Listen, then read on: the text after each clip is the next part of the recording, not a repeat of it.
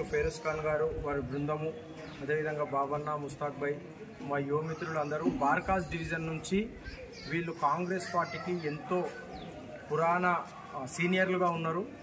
కాకుండా BRS government ఉండే కాబట్టి వాళ్ళు గతంలో బీఆర్ఎస్ గవర్నమెంట్ మన యొక్క యువ మిత్రుడు ఫేరోజ్ చాలా పనిచేసిండు బీఆర్ఎస్ గవర్నమెంట్లో. ఈరోజు అక్కడ డెవలప్మెంట్ గురించి కానీ అదేవిధంగా సీఎం రేవంత్ రెడ్డి గారు ఏదైతే చేస్తుండ్రో ప్రజల గురించి అవన్నీ కూడా జరగాలనే ఆశయంతో ఈరోజు కాంగ్రెస్ పార్టీలో కలవడం జరిగింది. అంతేకాకుండా బార్కాస్ డివిజన్ని గతంలో కన్నా ఎక్కువ తీర్చిదిద్దే విధంగా ఈరోజు ఒక ఇన్ఛార్జ్గా నేను బాధ్యతలు తీసుకొని బార్కాస్ డివిజన్లో ఏ ప్రాబ్లమ్స్ అయితే ఉన్నాయో ఆ ప్రాబ్లమ్స్ సంబంధించి ఖచ్చితంగా మా ఫేరూజ్ భాయ్, ముస్తాక్ ఇంకా మిగతా సీనియర్ నాయకులందరినీ కలుపుకొని కూడా పనిచేయడం జరుగుతుంది.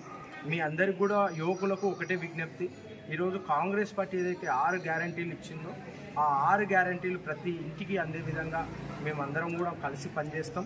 ఇంకా ఎవరైనా కాంగ్రెస్ పార్టీకి వచ్చే వాళ్ళు ఉంటే ఖచ్చితంగా మేము వెల్కమ్ చెప్తాం. అది యువజన కాంగ్రెస్ ఉండొచ్చు, మహిళా కాంగ్రెస్ ఉండొచ్చు, ఎన్ఎస్యూఐ ఉండొచ్చు, సీనియర్ కాంగ్రెస్ ఉండొచ్చు, ఎవరికైనా సరే మేము వెల్కమ్ చెప్తాము.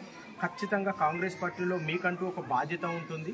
కాబట్టి ఈరోజు ఇక్కడ జాయిన్ అయిన యువ మిత్రులందరికీ కూడా నా తరపు నుంచి ఒకటే చెప్తున్నా, సీఎం గారు గతంలో ఎన్నడూ లేని విధంగా 10 కోట్ల రూపాయలు నాకు శాంక్షన్ చేయడము, ఖచ్చితంగా ఈ శాంక్షన్లో భాగంగా బార్కాస్ డివిజన్కు మీరు ఏ విధంగా నాతో పని చేయించుకుంటారో ఆ విధంగా నేను మీ అనుకుని పనిచేస్తానని మా యువ మిత్రులకు మాట ఇస్తూ, ఖచ్చితంగా డివిజన్లో ఏదైతే పాదయాత్ర నిర్వహించుకుంటున్నారో ఆ పాదయాత్ర రేపే నేను మా యొక్క ఇన్ఛార్జీలు అక్కడ ఉన్న వాళ్ళతో మాట్లాడి ఆ యొక్క పాదయాత్ర ఖచ్చితంగా నేను వస్తానని చెప్పి ఈ అవకాశాన్ని ఇచ్చిన మీ అందరికీ కూడా చేతులెత్తి నమస్కారం తెలియజేస్తూ ధన్యవాదాలు.